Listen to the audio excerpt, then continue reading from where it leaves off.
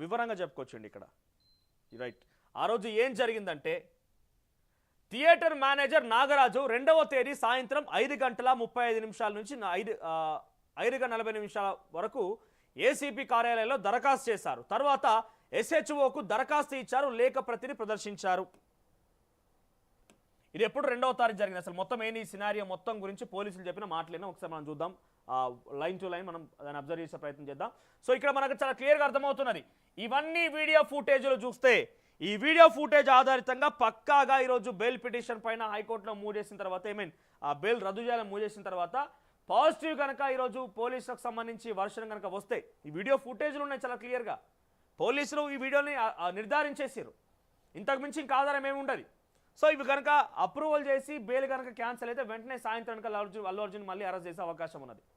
సాయంత్రానికి అల్లు అర్జున్ అరెస్ట్ చేసి నాంపల్లి కోర్టులో మళ్ళీ ప్రొడ్యూస్ చేసి కస్టడీ తీసుకోబోతున్నారు. సో ఏం జరిగింది 2వ తేదీన దరఖాస్తు చేసుకున్న విషయం మీకు తెలిసిందే. హీరో హీరోయిన్ ప్రొడ్యూసర్స్ టీం అంతా వస్తారు, మాకు బందోబస్తు ఇవ్వాలని చెప్పి సంధ్యా థియేటర్ అక్కడ ఏసీపీ కార్యాలయానికి పోయి అప్లికేషన్ పెట్టుకున్నది. ఇక 3వ తేదీన ఎస్హెచ్ఓ థియేటర్ను సందర్శించి అల్లు అర్జున్ వస్తే జనం గుమికూడే పరిస్థితి ఏర్పడుతుందని భావించారు. ప్రత్యేక షోకి రావద్దని చిత్ర బృందానికి తెలియజేయాలని థియేటర్ యాజమాన్యానికి లిఖితపూర్వకంగా ఆదేశాలు ఇచ్చారు. ఇక 4వ తేదీ సాయంత్రం సుమారుగా 9:15 అల్లు అర్జున్ కుమార్తె ఆయన మామ ఫార్చునర్ కారులో థియేటర్కు వచ్చారు. ఆ కారు కోసం గేట్ తీయడంతో ఒక్కసారిగా జనం లోపలికి పరుగులు పెట్టారు. తొక్కిసాట వంటి పరిస్థితి నెలకొంది. స్కార్పియో కారులో అల్లు అర్జున్ కుమారుడు థియేటర్లోకి వచ్చాడు. 2 కార్లు, ఒకటి మామ ఫార్చునర్ కార్లో అల్లు అర్జున్ కూతురు పాపం ఆర్హా వచ్చింది. ఆ తర్వాత స్కార్పియో కారులో సపరేట్గా కొడుకు వచ్చిండు. మరి మీకున్నట్టుగా బందోబస్తు అక్కడ పాపం రేవంత్ పిల్లలకి ఇయ్యలే కదా. మీ పిల్లలకున్న బందోబస్తు, మీ పిల్లలకున్నటువంటి సెక్యూరిటీ సిబ్బంది మీ బౌన్సర్లకు బందోబస్తు ఇయ్యలే కదా. అందుకే వాళ్ళు మరణించారు. మీరున్నటువంటి ఉన్నతమైన కుటుంబంలో ఉన్నారు కాబట్టి మీకైతే చాలా రాచ మర్యాదలతో తీసుకుపోయి థియేటర్లో కూర్చోబెట్టారు. మీ పిల్లలు సినిమా చూద్దామని వచ్చిర్రు, పాపం రేవంత్ కుటుంబం కూడా సినిమా చూద్దామని వచ్చింది. మీకేమో ఉన్న కుటుంబం కాబట్టి మీకు రాచరిక మర్యాదలని వాళ్ళకి లేవు. మిమ్మల్ని సాగరంగా స్వాగతం పలికి అక్కడ తీసుకుపోయి కూర్చోబెట్టారు, హాయిగా సినిమా చూసి మళ్ళీ బయటకు వచ్చారు. పాపం రేవత్ ఏమైంది, అభిమానంతో మీ సినిమా చూసేందుకు వస్తే అక్కడ తను కాస్త తిరిగి లోకాలకు వెళ్ళిపోయింది. శ్రీతేజ్ ఏమో ఆసుపత్రి బెడ్ పైన పడుకున్నాడు.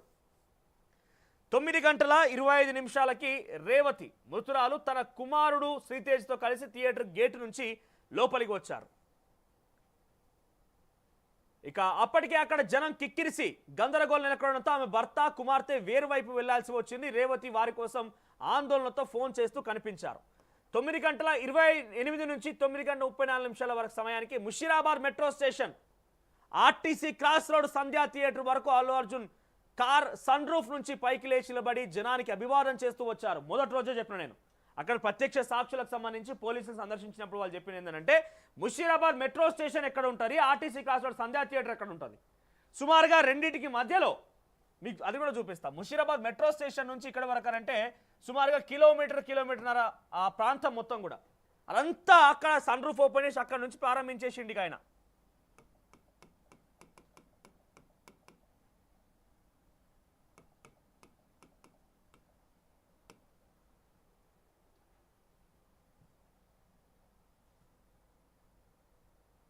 ఎక్కడ వచ్చింది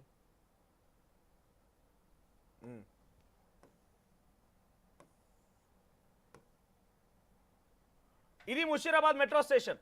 ఈ మెట్రో స్టేషన్ నుంచి ఇక్కడ నుంచి మొదలుకుంటే ఆర్టీసీ క్రాస్ రోడ్ మీదుగా ఆయన ఇక్కడ సంధ్యా థియేటర్ ఉంటుంది. ఇది సంధ్యా థియేటర్. ఈ ఆర్టీసీ క్రాస్ రోడ్ సర్కిల్ ఇది పక్కకు రాగానే ఇది సంధ్యా థియేటర్. ఇక్కడ ఈ పరిసర ప్రాంతాల్లో సంధ్యా థియేటర్ ఉంటుంది. ఈ పరిసర ప్రాంతాల్లో సంధ్యా థియేటర్ ఉంటుంది. ముషీరాబాద్ మెట్రో స్టేషన్ దగ్గర ఆయన సన్ రూఫ్ ఓపెన్ చేసి అక్కడి నుంచి ఆయన ఇదే పరిస్థితి, ఇదే చేతులు ఊపుడు లేకుంటే నమస్తే పెట్టుడు జిందాబాద్ కొట్టుడు చేసుకుంటూ వచ్చిండు.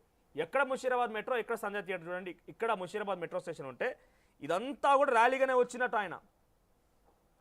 మనం చెప్తున్న మాట ఇక్కడ పోలీసులు చెప్తున్నారు. ఏమంటున్నారు, 9:25 నుంచి 9:30 మధ్యలో Musheerabad metro station RTC cross road Sandhya theatre వరకు అర్జున్ కార్ సన్ రూఫ్ నుంచి పైకి లేచినబడి జనానికి అభివాదం చేస్తూ వచ్చారు.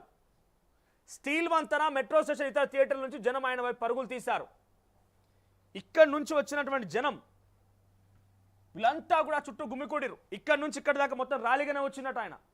ముషీరాబాద్ మెట్రో స్టేషన్ ఎక్కడ ఉందో ఇక్కడ సుమారు కిలోమీటర్న్నర 2 కిలోమీటర్న్నర ఆ ప్రాంతం మొత్తం కూడా అది ర్యాలీ తీయాలి. నేను మళ్ళీ ఆయన మన ప్రెస్ మీట్ పెట్టి నేను ర్యాలీ చేయలేదు, నేను ర్యాలీ అనరు దాన్ని, నేను అభివాదం చేస్తే నేను హాయ్ చెప్తే బాయ్ చెప్తే అక్కడ నుంచి జనం వెళ్ళిపోతారు. అది మా ఇంటెన్షన్, మా రెస్పెక్ట్.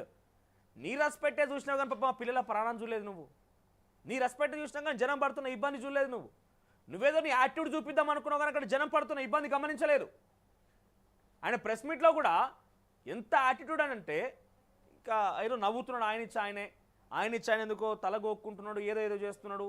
ఏదో భయం కనబడింది ఆయన మనసులో. డెఫినెట్గా భయం అనేది కనబడుతున్నది. ఏం జరుగుతూ ఏందో అన్న ఆందోళన అయితే కనబడుతున్నది.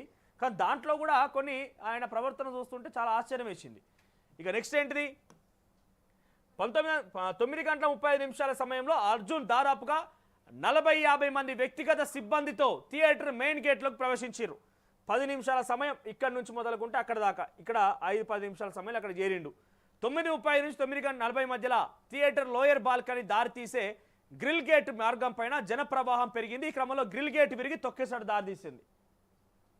అని ఎక్కేటువంటి ఆ గ్రిల్ గేట్ ఏదైతే ఉంటుందో గ్రిల్ ఇరిగిపోయిందంట, అక్కడ తొక్కిసాడు గురైంది. మీకు అంతేందుకు విజువల్స్లో ఆ విజువల్స్ లేవని కూడా బహుశా ఇక్కడ ఆ గ్రిల్ గేట్ విరిగిపోయిన తర్వాత అందరూ కూడా కింద పడిపోతుంటే పోలీసులకు ఏం చేయాలో అర్థం కాక అంతా వాళ్ళందరూ లాగి పడి బయటకు తీసేస్తారు. ఒక్కొక్కరు బయటకు తీసేసి వాళ్ళు కింద పడిపోయింటే వాళ్ళ మీద గ్రిల్ గేట్ పడింది.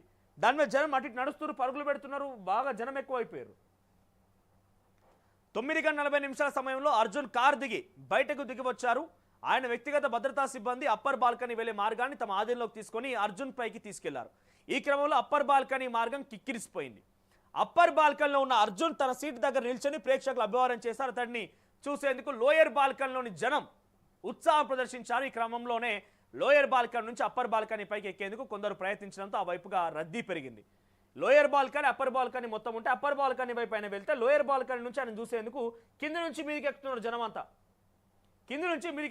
జనమంతా. ఈ క్రమంలో తొక్కిసలాట జరిగి రేవతి, శ్రీతేజ్ స్పృహ కోల్పోయారు. 9:45 నుంచి 9:50 గంటల మధ్యలో లోయర్ బాల్కనీ అపస్మారక స్థితిలో ఉన్న రేవతి ఎప్పుడైతే ఇక్కడ లోయర్ బాల్కనీ నుంచి అందరూ పైకి ఎక్కడం ప్రారంభించి ఇక్కడ మొత్తం జనం గుమికూడుతున్నారు లోయర్ బాల్కనీ దగ్గర, శ్రీతేజ్, రేవతి అక్కడే ఉన్నారట ఆ సమయంలో. అయితే గుర్తించిన పోలీసులు అక్కడ గ్రిల్ దగ్గర కొంత ఇబ్బంది పడి తొక్కిసడుకున్నటువంటి ఆ శ్రీతేజ్, రేవతిని గుర్తించిన పోలీసులు పక్కకు తీసుకెళ్లి సిపిఆర్ చేయడం ప్రారంభించేశారు. అక్కడ నుంచి ఆసుపత్రి తీసుకుపోయి ప్రయత్నం చేశారు. 10:45 ఏసీపీ ఆసుపత్రి నుంచి మళ్ళీ థియేటర్ వద్దకు వచ్చారు. రేవతి చనిపోయిన విషయం, శ్రీతేజ్ పరిస్థితి విషమంగా ఉండడం, బయట రద్దీ గురించి అర్జున్కు చెప్పేందుకు ప్రయత్నించారు. ఏసీపీ ముందు పోయింది ఏసీపీ, కానీ ఆయన మేనేజర్ సంతోష్ అడ్డుపడి ఆ విషయాన్ని తానే అర్జున్కు తెలియజేస్తానని చెప్పిందట మేనేజరు. తర్వాత చాలాసేపటి వరకు అర్జున్ బయటకు తీసుకొచ్చేందుకు మేనేజర్ ప్రయత్నించలేరు.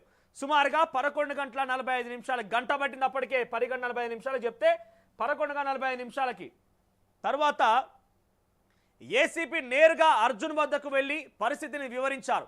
థియేటర్ నుంచి వెళ్ళిపోవాల్సిందిగా సూచించారు. కానీ అల్లు అర్జున్ తను సినిమా పూర్తయిన తర్వాత వెళ్తానని బదులిచ్చారు.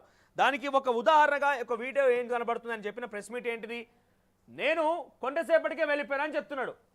కానీ ఇక్కడ సినిమా చూసిన వాళ్ళకు, నేను చూలే ఈ సినిమా ఏదో కానీ సినిమా చూసిన వాళ్ళు చెప్తుంది ఏంటంటే ఇక్కడ ఏదో జాతర సీన్ అని వస్తుందట. ఆయన ఆడోళ్ళు వేషం కట్టి ఆ డాన్స్ చేసేది వస్తుందట సీను. ఆ సీన్ ఎప్పుడు వస్తారు, ఈ సినిమా మధ్యలో వస్తుందట.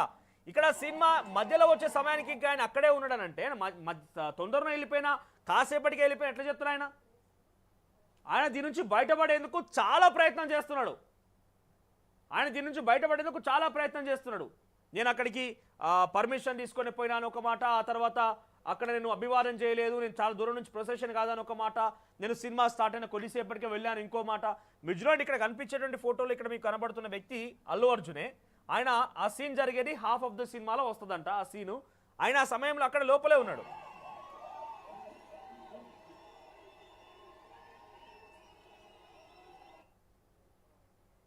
ఇదిగో ఈ సీన్ వచ్చే సమయానికి ఆయన అక్కడే ఉన్నాడు. సింగిల్ కెమెరాలో ప్యాన్ చేసిన విజువల్స్ ఇవి, దీంట్లో ఎటువంటి కల్పితాలు లేవు. ఒకవైపు అల్లు అర్జున్ చూపిస్తూ ఇంకోవైపుగా ఇక్కడ సంధ్యా థియేటర్లో ఉన్నటువంటి ఆ స్క్రీన్ని చూపించే సమయంలో ఆ స్క్రీన్లో ఈ విజువల్ ప్లే అవుతోంది. ఈ విజువల్ అనేది సీన్ అనేది ఆ సినిమాలో మిడిల్లో వస్తుందట, సినిమా సగంలో వస్తుందట. సో అంటే ఒక వైపుగా అల్లు అర్జున్ సమయంలో అక్కడ ఉన్నట్టే కదా, ఆయన ఏం చెప్తున్నాడు, నేను తొందరగా వెళ్ళిపోయినా అంటున్నాడు. 10:45 ఆయన మేనేజర్కి చెప్పినటువంటి పోలీస్ అధికారి ఏసీబీ స్థాయి అధికారి పోయి చెప్తే 11:45 వరకు కూడా ఆయన లోపలే ఉన్నాడు. డైరెక్ట్గా ఏసీబీ పోయిన తర్వాత బయటకు వచ్చిండు. ఎప్పుడు? సుమారు అదే సమయంలో అర్జున్ బయటికి తీసుకొని వెళ్ళాలని అతడి మేనేజర్కు సెంట్రల్ జోన్ డీసీపీ చెప్పారు. మేనేజర్ 10 నిమిషాల సమయం అడిగారు. ఈలోగా పోలీస్ థియేటర్ బయట మార్గాన్ని క్లియర్ చేశారు. తర్వాత అర్ధరాత్రి 12:05 సమయంలో అల్లు అర్జున్ డీసీపీ బయటికి తీసుకొచ్చారు. మెయిన్ గేట్ బయటికి వెళ్ళాక అర్జున్ మరోసారి కార్ రూఫ్స్ మళ్ళీ ఓపెన్ చేసి, ఈయన ప్రజాసేవ చేస్తున్నాడా లేకపోతే సినిమా తీసిండు ఒకటి, ఆ సినిమాని ఇష్టం వచ్చిన జనం చూస్తారు, ఇష్టం లేని వాళ్ళు వదిలేస్తారు. నీ నటన నీ యాక్టింగ్ బాగుంటే నీకు టికెట్లు తెగుతాయి, టికెట్లు తెగినాక డబ్బులు వస్తాయి, అంతే నడుస్తుంది. కానీ ఈయన ఏదో దేశాన్ని ఉద్ధరించినట్టుగా ఆయన ప్రెస్ మీట్లో కూడా పదే ఏం చెప్తున్నాడంటే తెలుగు వాళ్ళు తలెత్తుకునే రకంగా చేసిండట. ఏది నువ్వు చేసిన తలెత్తుకునే రకంగా చేసింది? తెలుగు వాళ్ళు తలెత్తుకునే రకంగా నువ్వు చేసిన కార్యక్రమం ఏంటిది? సినిమా తీసినావు, నువ్వు సినిమా తీస్తే తెలుగు వాళ్ళు తలెత్తుకునే రకంగా ఎందుకు అవుతారు? నువ్వు తీసిన సినిమాలు ఏమన్నా మరి రైతుల గురించో లేకపోతే ఇంకో దాని గురించో ఉన్నదా? స్మగ్లింగ్ గురించి ఉన్నది, ఓ దందా, ఓ చిల్లర వ్యవహారం, అది దాని గురించి ఉన్నది. దాని గురించి తెలంగాణ తెలుగు సమాజం తలెత్తుకునే రకంగా చేసిన ఇన్నకన్నా ముందుగా ఎన్టీఆర్ లాంటి వాళ్ళు సినిమాలు తీయలే, చిరంజీవి లాంటి వాళ్ళు సినిమాలు తీయలే. వీళ్ళెవరు సినిమా కళాకారులు కాదు, వీళ్ళెవరు కథ కాదా? తెలుగు సమాజం తలెత్తుకునే రకంగా చేస్తాడు, ఇంత ఇబ్బంది పెడతారా అంటున్నాడు. ఏం చేసినావు తెలుగు సమాజం తలెత్తుకునే రకంగా? నువ్వు అక్కడ ఉండి సెల్ఫ్ ఎలివేషనే. ప్రెస్ మీట్లో కూడా సెల్ఫ్ ఎలివేషనే. ఏరేరేలో మాట్లాడుతుండు అంత గాయగత్తని. ఒక రకంగా చెప్పాలంటే ఆదివారం అంగట్ల కూరగాయల మార్కెట్కి పోయినాక ఏం కూరగాయ అర్థం కాక పిచ్చి అయితే రుచి జనాలు అట్లా అవుతున్నాడు. ప్రెస్ మీట్ పెట్టినాక ఏం మాట్లాడుతున్నాడో ఏందో అర్థమైతలేరు. తెలుగు సమాజం తలెత్తుకునే రకంగా చేసినట్టు ఈయన. మీరు చెప్పండి, తెలుగు సమాజం తలెత్తుకునే రకంగా అల్లు అర్జున్ తీరేడా కనబడ్డది మీకు 20 సంవత్సరాల చరిత్రలో ఆయన సినిమాలలో? నేను అల్లు అర్జున్ని ఒక నటుడిగా చాలా వరకు అభిమానిస్తా. ఎస్, ఒక సినిమా యాక్టర్గా ఒక నటుడిగా అభిమానిస్తాం. ఆయన సినిమాలు నచ్చితే చూస్తాం, లేదంటే లేదు. ఆ పుష్ప ఇంతమంది కొట్లాడి తొక్కేసాడు, ఇంతమంది చచ్చిపోయారు, కానీ ఆ సినిమా ఏందో తెలియదు ఇంతవరకు నాకు. అసలు ఆ సినిమా ఏంది, చూస్తేంది చూడకపోతే ఏం ఒరిగిపోయింది సినిమా చూడకపోయినంత మాత్రాన? అది నా ఇష్టం, ఒకవేళ చూడాలనుకుంటే మీ ఇష్టం. అంతేగాని ఆయన ఏదో తెలంగాణ సమాజానికి తెలుగు